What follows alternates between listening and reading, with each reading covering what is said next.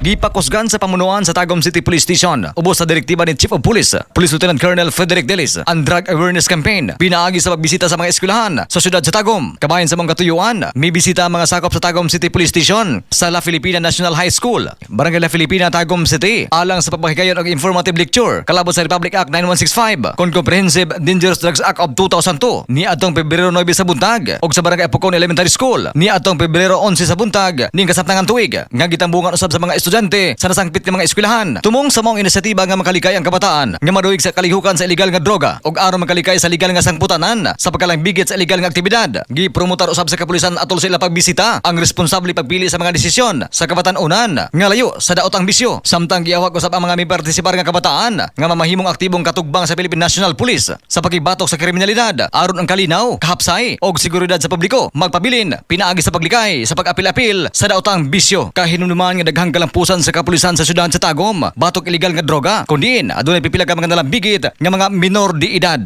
Wala gipili nga oras sa pagkape basta imong kape healthy. Pili ang kape nga healthy kini ang Santon Plus Coffee Mix alang sa nagkayusang Pilipino para sa Pilipinas. Katropang Lar Sanyol, XFM News.